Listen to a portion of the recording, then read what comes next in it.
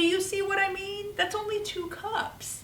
That is not a 6-cup French press to me.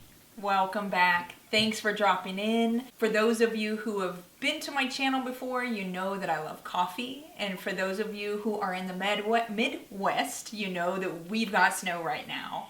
Now with snow, especially cold days like this, I love a heavier coffee. And the French press hits that mark. It does take a little more time, but it is 100% worth it.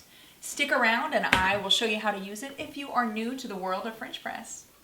This is my French press. It's the original by Bottom. This one is 24 ounces. I know they make them in different sizes. My husband will tell you that this is a 6-cup French press. I would fight that it's a 2-cup French press.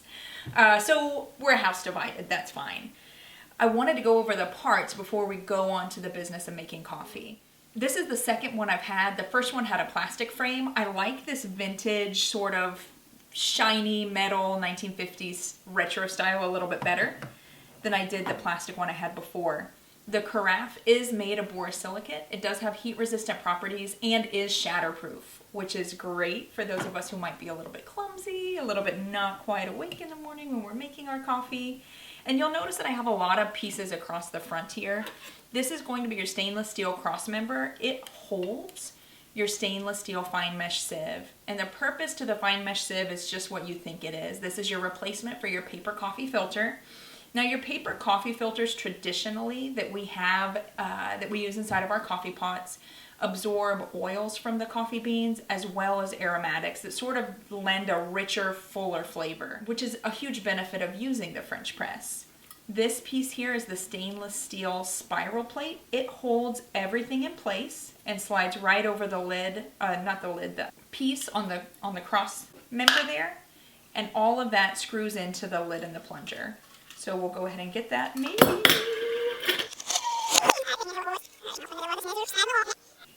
There we go. And then on the lid and the plunger, your lid will sit and you'll plunge, right? You do have a pour spout opening here. You'll notice it is not on both sides. And this is going to be the reason why. When that water is so hot and the coffee grounds are so coarse, they sort of form a barrier there. And so you'll notice that while this is very easy, once you get that hot water and the coffee grinds in there, there's a lot of resistance. And you're going to feel that natural urge to just push it down. If that pour spout is open, that can spew very, very hot water all over you or someone else. And so we do want to make sure that that's closed when we're pushing that plunger. Then when the coffee's ready, we'll go ahead and open that pour spout to pour our coffee. And now, the moment we've all been waiting for, let's go ahead and get a cup working. If you're new to coffee grinders, this is just a nice, affordable, middle-of-the-road option. There are a lot of things I like about it. I've actually had this one for years and years. I looked online and the custom grind actually is no longer available, but I will link the updated version down in the description for you. So a couple things I like about this one. For starters, it's got a lot of space in it. So this is a 12-cup grinder. You can grind anywhere from 4 cups all the way up to 12. I do typically just do the 12 and then put it in a mason jar, kind of like this. So we're getting a little low. It's about time to grind some more, which is perfect for today. It does have a stainless steel grinder on the inside, and it is removable to wash just to sort of make that a little more convenient for you. And you'll feel that click when you close it. That's going to be your safety mechanism just so that you don't get hurt when you go to turn that on.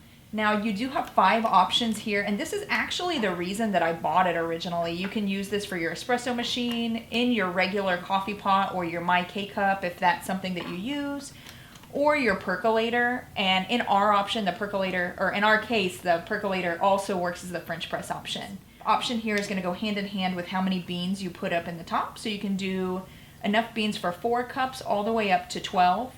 When you've got these set the way that you want them, you push the start button and you can actually walk away at that point. You can go get your water ready, go pick out your coffee mug, do whatever it is you're wanting to do. And when your coffee beans are ready, ground at the options that you chose, it will automatically shut off. And the last thing I like about this so much is the cord management. If you have a lot of appliances like me and they happen to all live together, you often get that tangled snake situation here. And if an appliance can manage its own cord, that is A+ in my book.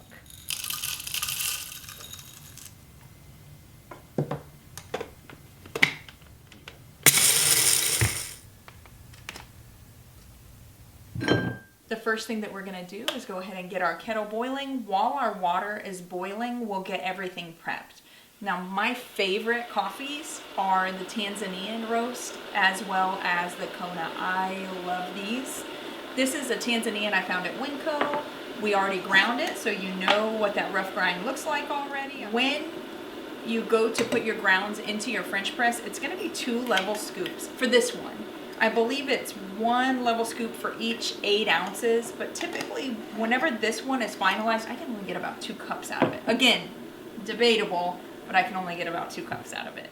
Once our kettle shuts off, we'll go ahead and pour our water. Now there are 2 steps to filling your French press, and this is what it's going to be. We're going to fill just a little bit of water just to barely cover the grounds, and what that's going to do is sort of open up those coffee grounds.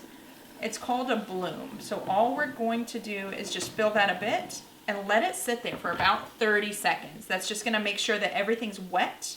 And I've got a couple that are still dry, but you can already start to smell the super strong smell of coffee. We'll give it another couple seconds, and then what we'll do is just fill it the rest of the way up. You are going to want to leave some headspace, again, for that water, and so that it doesn't come out. That's probably good. We'll fill to about there.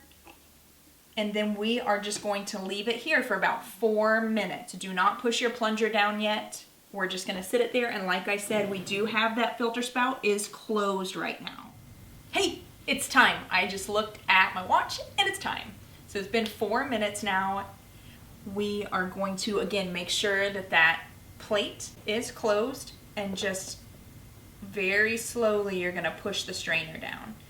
Now that's got all of the rough grounds underneath, and then we'll turn our pour spout open, and just like that, we've got French press coffee, you guys. You can dress it up however you'd like it. Now, do you see what I mean? That's only 2 cups. That is not a 6-cup French press to me. And then if you saw my video on the dairy-free nut pods or dairy-free creamer alternative, this is what I've got here. I'll go ahead and post that up here or down in the description wherever I can. Guys, I never realized I was going to need some coffee so badly by the end of this video. If this video was helpful for you, please like it so that it will show up for more people who also can learn how to use their French press. And if you'd like to, please subscribe to our channel and ring the bell so that you know when our next video comes out. I want to thank you for spending time today, and I'll see you next time.